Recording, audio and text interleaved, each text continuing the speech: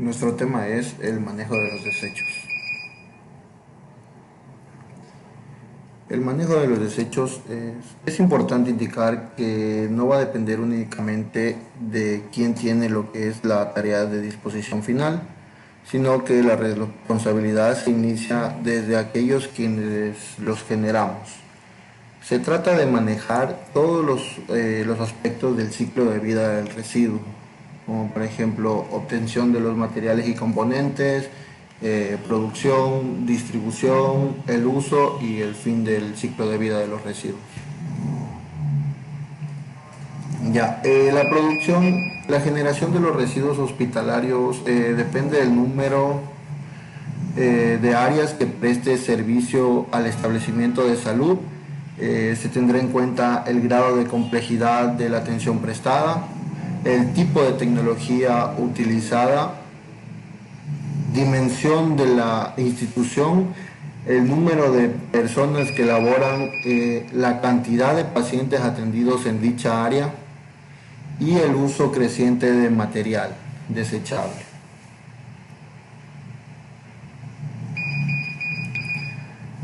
La institución debe lo que es definir claramente cuáles son sus desechos con riesgo biológico y cuáles son los desechos que pueden almacenarse para luego ser enviados al relleno sanitario o para reciclaje. La identificación es parte importante porque garantiza lo que es la seguridad de los manipuladores de basura. La clasificación. Para la clasificación debemos determinar qué desechos se clasifican como infecciosos, los sitios de origen y el volumen. Continuando con el tema, vamos a hablar acerca de las zonas de aislamiento, que son aquellos residuos generados en las áreas de pacientes hospitalizados que han sido aislados para proteger de un posible contagio a otras personas. Tenemos el laboratorio clínico, que es una área de gran riesgo dentro del hospital, pues este genera desechos con un alto contenido de organismos patógenos, incluyendo las muestras de sangre, fluidos corporales y residuos biológicos. Tenemos también el banco de sangre, pues estos son los residuos de sangre y sus componentes. Dentro de ellos está el plasma, las plaquetas y los glóbulos rojos. Deben manejarse como residuos totalmente infecciosos. Por otro lado, tenemos las salas de cirugía, salas de parto y laboratorios. Estos residuos están constituidos tanto por tejidos, órganos, partes del cuerpo y fluidos corporales que se remueven o se generan durante los procedimientos quirúrgicos. Por otro lado, también tenemos los elementos hospitalarios.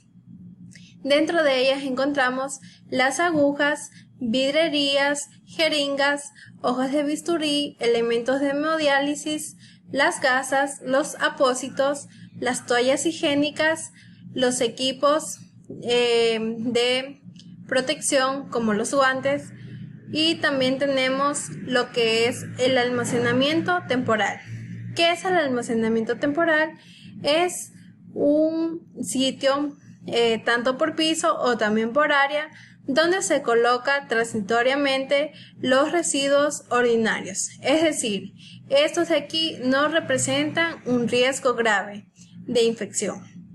Estos sitios de almacenamiento deben desocuparse con frecuencia.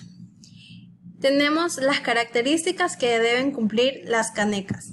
Deben tener un color acorde a la clasificación. También deben ser impermeables, de material de plástico, livianos para poder facilitar lo que es su transporte y manejo. Deben ser herméticas, es decir, deben tener también tapa. Deben tener un tamaño adecuado, con pedal. Deben tener una superficie lisa y también marcadas con el área.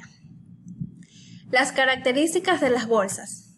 Las bolsas deben ser de un material plástico, con un calibre de 2 milímetros. Deben tener una capacidad máxima de 20 kilogramos y deben ser sumamente resistentes a temperaturas superiores de autoclave de 132 grados. Tenemos también la recolección y transporte interno.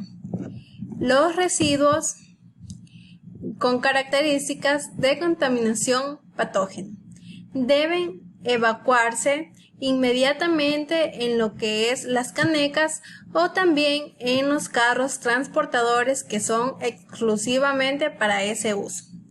Se debe diseñar lo que es una ruta que no pase por las áreas asépticas. La evacuación de los desechos debe tener en cuenta su capacidad de alterar el proceso de salud, enfermedad de los individuos y su capacidad de contaminar lo que es el medio ambiente. El personal encargado de esta labor debe tener sumamente el entrenamiento adecuado para poder realizar este trabajo. Se debe tener en cuenta que también este personal debe contar con todas las medidas de bioseguridad. Recolección manual. La recolección manual se practica sobre todos los desechos reciclables, no contaminados. Los desechos ordinarios se recogen con las técnicas habituales de barrido con trapero húmedo. Se recolectan en bolsas color blanco. La recolección con carros transportadores. Para transportar las bolsas que contengan los desechos desde los sitios de producción hasta el lugar de almacenamiento, se deben utilizar carros livianos y recipientes provistos de tapa, que tengan superficies internas lisas y de fácil lavado. Disposición final de los residuos.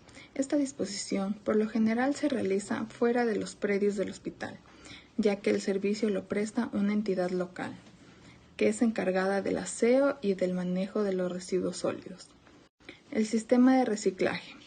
Si SUENA opta por un programa de reciclaje, deben separarse en el sitio de origen los sólidos como el cartón, el vidrio, el plástico, el papel y entre otros para su reutilización posterior.